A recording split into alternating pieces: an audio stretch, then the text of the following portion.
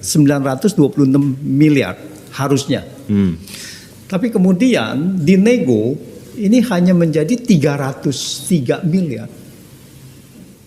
Nah, 600 miliar yang harusnya hak negara ini dibagi-bagi oleh mereka, si wajib pajak dan si oknum pajak, petugas pajak.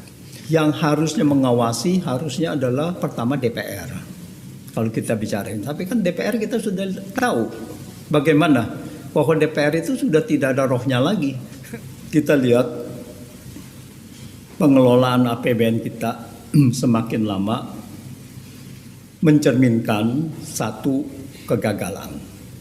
Keuangan dari APBN kita ini tidak terdistribusi dengan baik kepada masyarakat yang memerlukan, tetapi kepada mereka yang mempunyai proyek-proyek. Dalam Anggaran Pendapatan dan Belanja Negara (APBN), diketahui bahwa sumber penerimaan terbesar negara berasal dari pajak. Melalui pajak inilah pemerintah dapat memindahkan sumber daya finansial dari sektor swasta ke pemerintah dan berlanjut untuk pembangunan negara. Namun hadirnya beberapa kasus yang terjadi saat ini, asumsi masyarakat terkait korupsi yang melibatkan pejabat pajak di Indonesia semakin mencuat. Transparansi pajak dinilai hanya sebatas wacana yang saat ini sudah menjadi paradigma buruk di masyarakat. Para wajib pajak ragu dengan arah penyaluran uang pajak yang mereka bayarkan selama ini. Bersama ekonom, Prof. Antoni Budiawan, kita akan membahas citra buruk lembaga pemerintah dan ancaman krisis moneter. Selamat berjumpa kembali teman-teman sekalian. Sekarang saya kedatangan seorang tamu yang luar biasa menurut saya, yang tidak segan mengkritik sekarang ya, pada saat semua orang takut ditangkap gitu ya Mas. Pak Antoni Budiawan, ya beliau adalah seorang ekonom dan juga banyak ngomong kalau di Twitter, tapi ternyata tidak hanya di Twitter, di mana-mana ngomong sekarang karena sering kali dipanggil ke sana kemari untuk memberikan perspektif. Nah, Pak Antoni ini adalah juga mantan rektor ya, pernah menjadi rektornya School of Business-nya Kwik Kian-gi. Beliau sebetulnya adalah lulusan Erasmus University of Rotterdam. Yang ceritanya setiap pemerintahan di Indonesia selalu ada orang dari sana untuk jadi menteri. Tapi Sejak Orde Lama. Jadi saya doakan suatu saat jadi menteri. Baik, teman-teman sekalian, kita akan bicara tentang pajak ya. Dan fiskal yang selama ini kok kelihatannya pemerintah kita ini susah bersih-bersih banget gitu kan ya. Pajak ternyata juga dimakan sendiri, artinya dikorupsi sendiri sampai kemudian kasus itu jadi kemana-mana ya. Nah, pertanyaan saya, pada masa seperti ini, bahkan jauh sebelum sekarang, itu saya tidak pernah mendengar Pak Jokowi itu coba dong sederhana sedikit atau ikat pinggangnya dikencengin gitu. Semuanya oke semua. Itu karena apa dan kenapa ya Mas Antoni? Mungkin bisa dijelaskan. Iya, terima kasih Bung Lutfi. Ini kalau kita lihat pajak ini memang sangat ruwet sekali beberapa tahun belakangan ini. Karena kalau kita lihat bahwa dari dua sisi, yaitu pertama adalah kalau kita bicara pajak itu kan merupakan instrumen dari kebijakan fiskal. Yes. Itu penerimaan pajak dari kebijakan fiskal. Dan kalau kita dilihat di lain sisi, yaitu bahwa fiskal itu, pajak itu digunakan untuk apa? Nah, ini kan kebijakan fiskal untuk digunakan sebesar-besarnya untuk rakyat. Kemakmuran rakyat.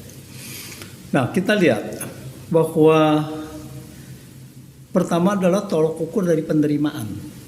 Penerimaan pajak kita itu sempat mencapai 13,3% dibandingkan dengan produk domestik bruto dengan PDB.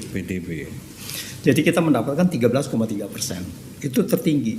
Naik. Lalu kemudian turun terus sampai tahun 2019 itu hanya sekitar 9,8%. Oke. Jadi pertanyaannya kan kenapa pajak ini turun terus? Kalau selisihnya 5%, setiap selisih 1% dengan PDB yang sekarang, ini kurang lebih 200 triliun. Perbedaannya. 200 Jadi kelihatan triliun, 200 triliun PDB kita itu 19.500 sekian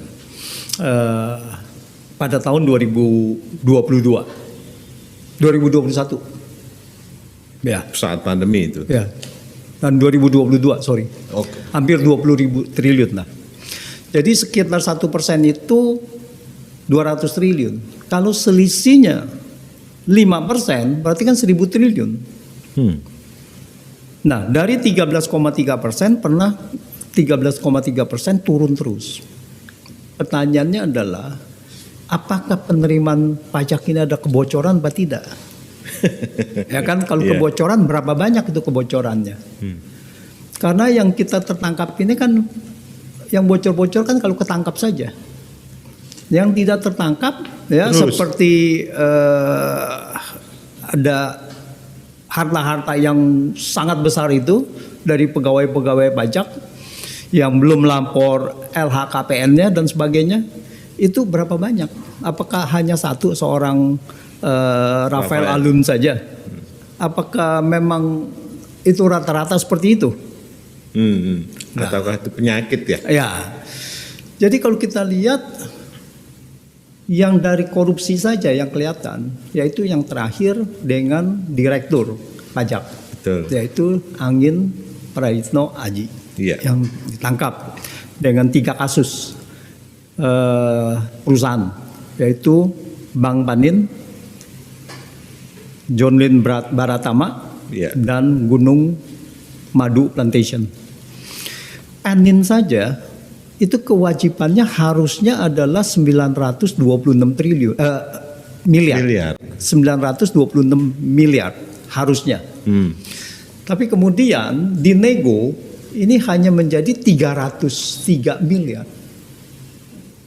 Nah, 600 miliar yang harusnya hak negara ini dibagi-bagi oleh mereka, si wajib pajak dan si oknum pajak, petugas pajak. Itu satu perusahaan 600 miliar. Jadi Rafael ini kecil ternyata ya? Wah, sangat kecil. Makanya kalau kita bilang kalau potensi 1% itu yang dikorupsi bersama dengan wajib pajak itu aja udah 200 triliun. Buset ya. Rasio pajak pada tahun 2014 itu 11,4%. Lalu turun menjadi 9,8% pada tahun 2019. Di tengah-tengah situ ada tax amnesty. Yes. 2016-2017.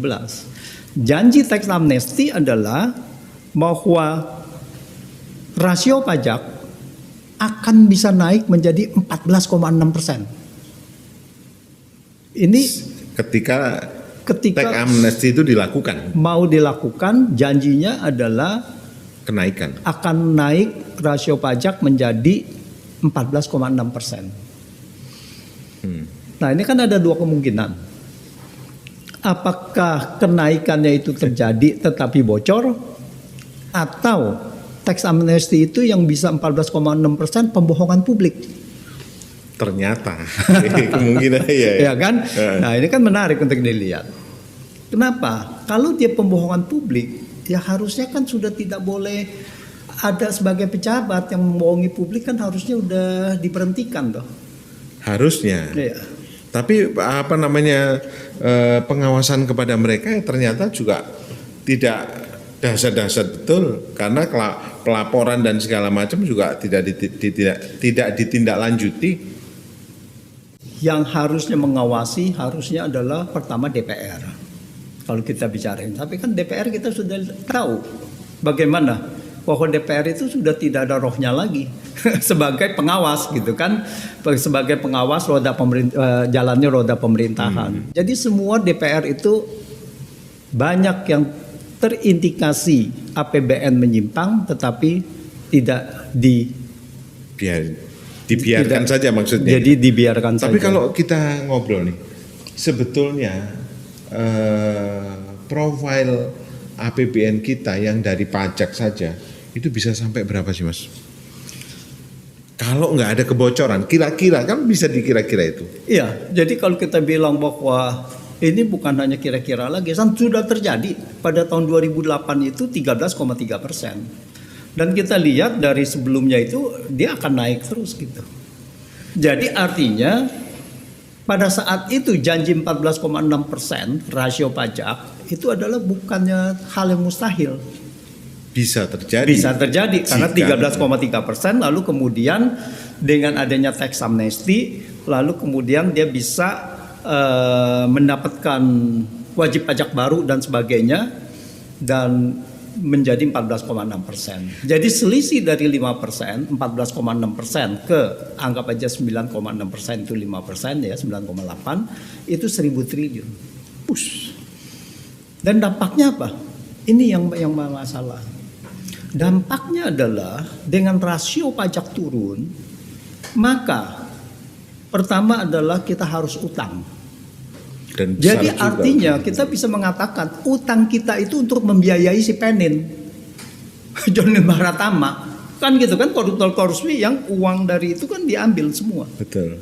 Nah jadi kita utang itu membiayai mereka.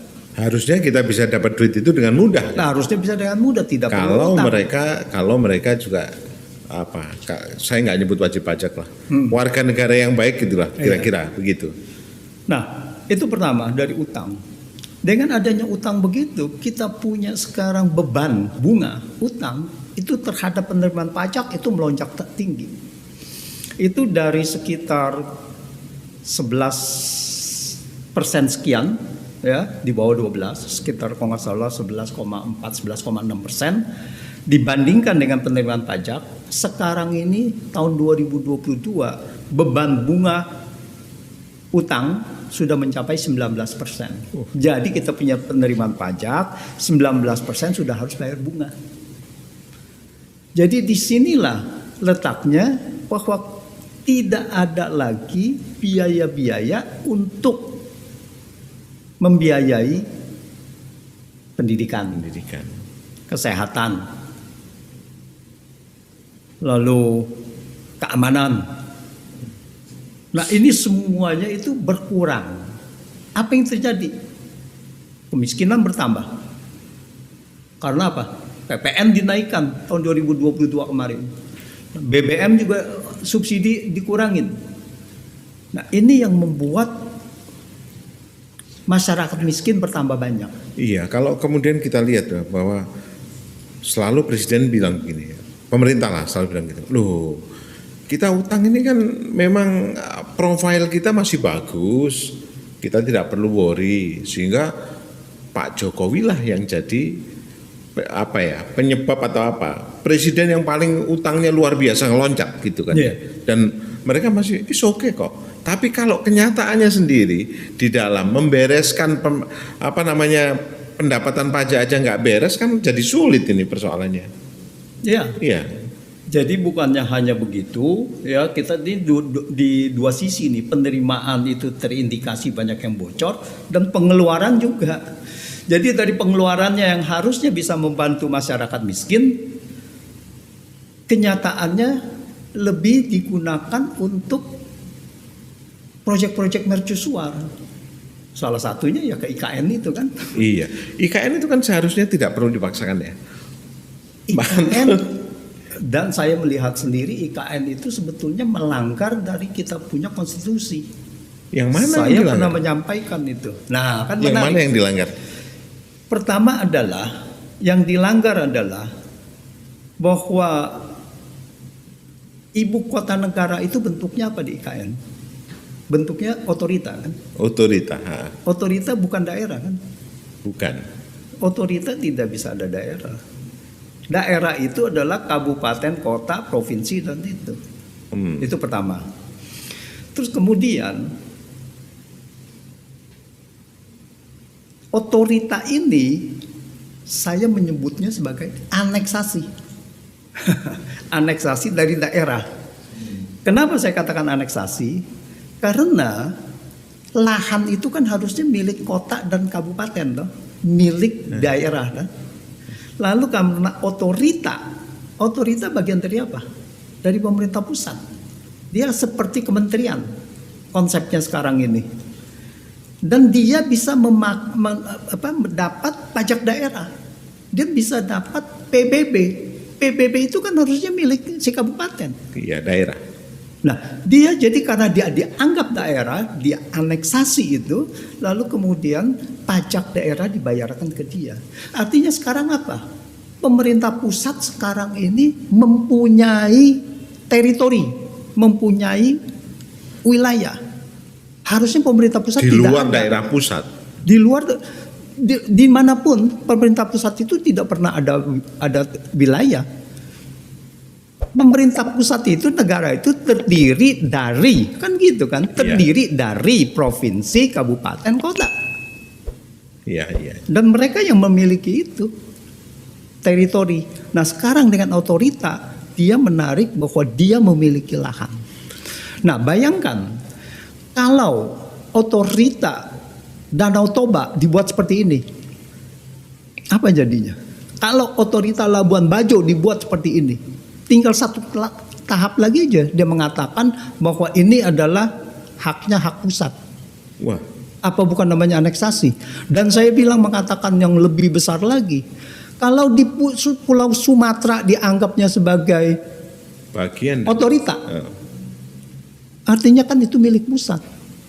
Ini banyak orang yang belum paham nih kayaknya. Menarik. Tapi kita kembali ke pajak dulu. Ya.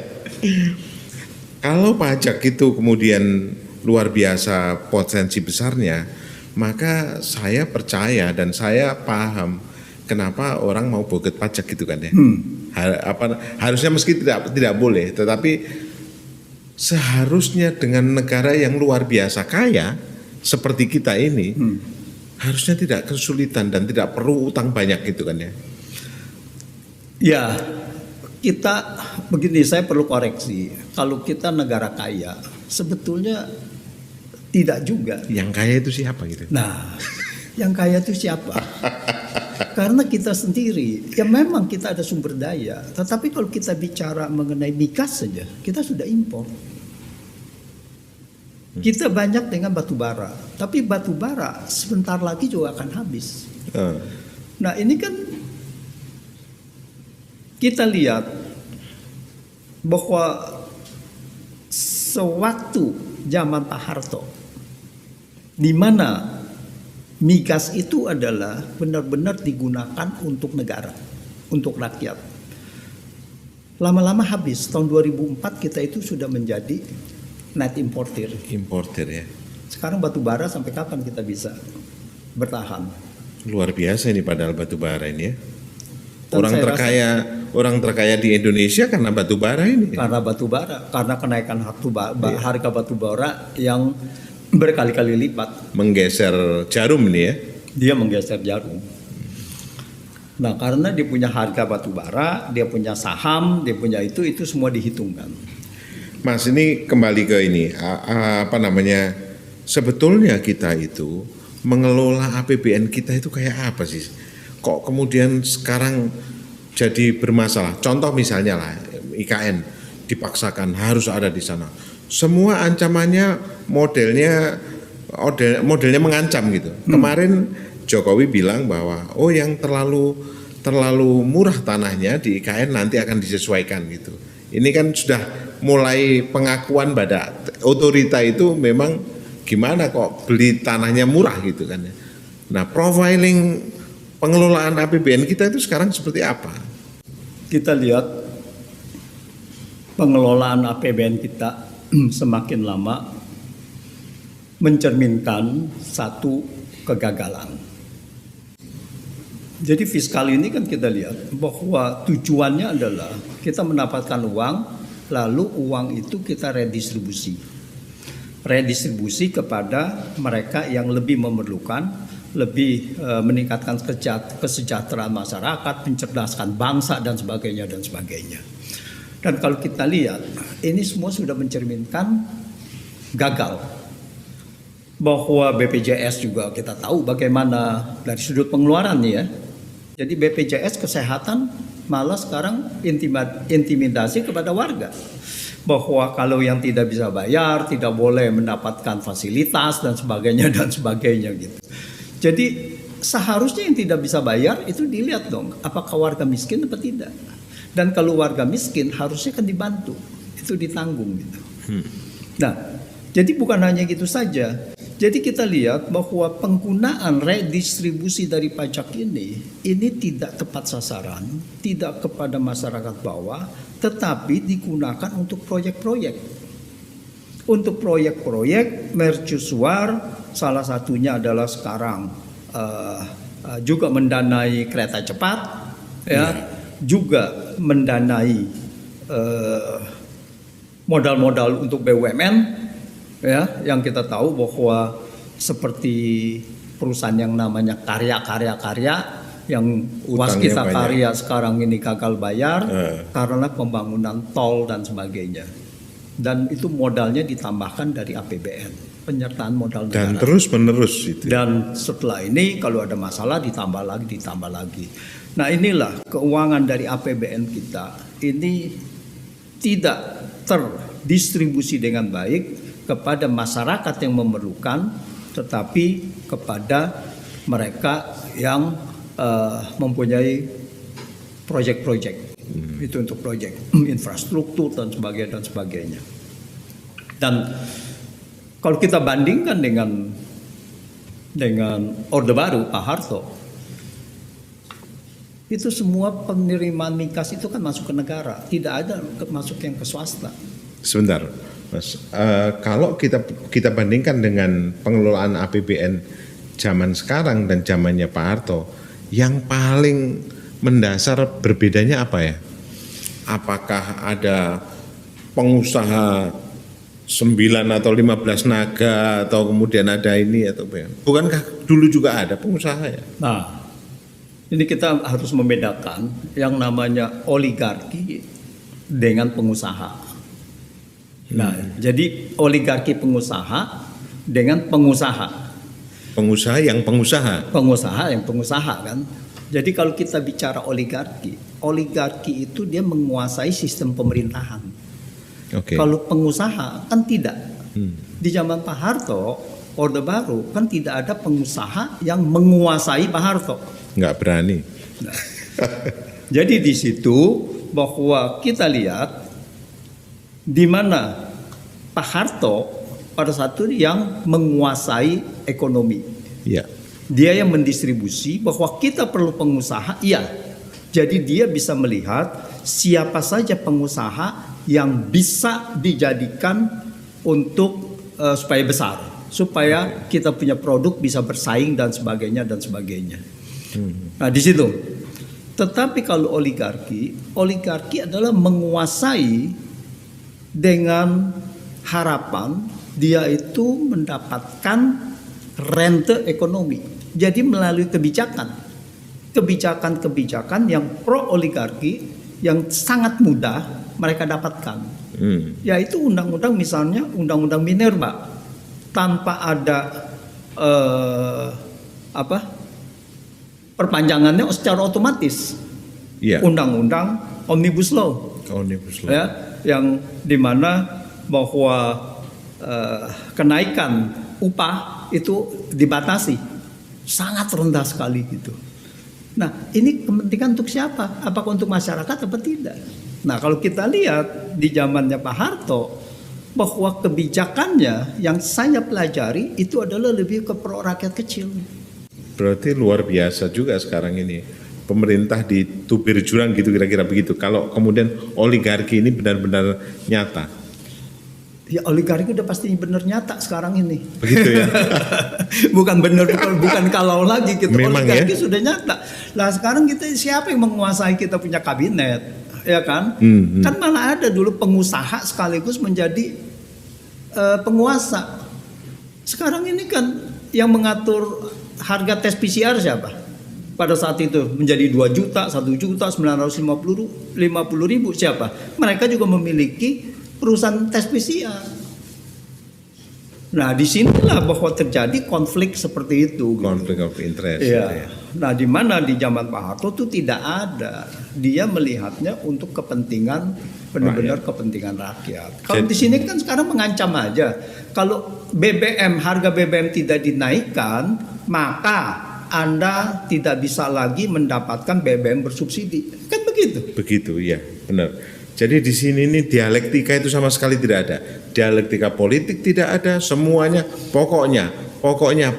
Meskipun wajah mereka ramah, tapi sebetulnya mereka ini kan yang namanya pokoknya berarti kan ancaman. betul. Nah, jadi itu dengan dialektikanya adalah mengancam. Iya. Jadi artinya kalau dia bilang prestasi pemerintahan ini itu saya juga meskipun tidak ngomong, saya mempertanyakan diri saya sendiri gitu. Apa iya? Kenyataannya begini, hidup tambah susah. Ya. Siapa sih yang bilang hidup ini tambah baik? Kan tidak juga. Iya kan, Mas? Oligarki yang mengatakan tambah baik. Karena mereka tambah kaya. Karena mereka tambah kaya. Dalam rentang waktu waktu kemarin pandemi aja, mereka naiknya luar biasa.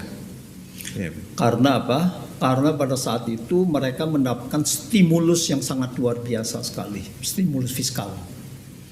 Ya kan? Kita punya program pemulihan ekonomi nasional itu bisa sampai 600 triliun dananya. Kan luar biasa. Itu ke siapa? Program pemulihan ekonomi nasional mayoritas ke siapa? Yang menjalankan juga siapa? Yang menjalankan siapa? Ya, bansos yang menjalankan itu siapa? Bansos kasus terbesarnya korupsi juga siapa? Iya kan?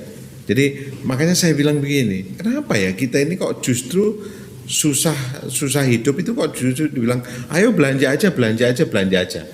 Mungkin saya salah karena putaran itu kan memang harus terjadi. Tapi kan sekarang semua serba susah. Sekarang bagaimana orang disuruh belanja kalau pendapatannya aja sudah terbatas. Nah, ini masalah satu. Jadi pendapatannya terbatas. Lalu mereka tidak ada simpanan.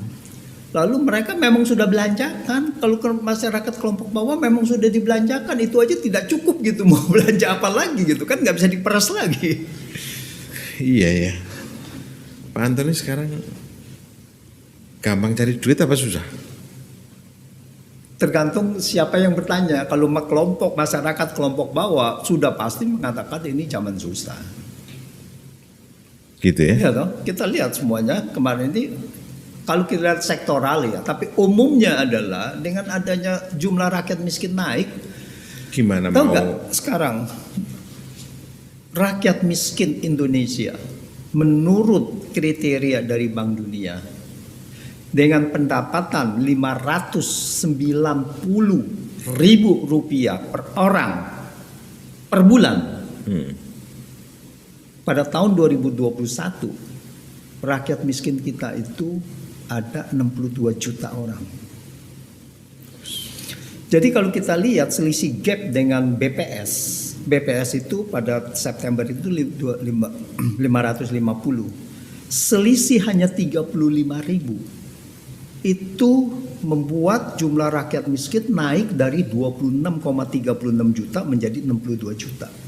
Jadi antara yang tadi yang 35 ribu itu rupiah per bulan per kapita itu selisihnya dari 550 ke 590 itu ada sekitar 36 juta orang.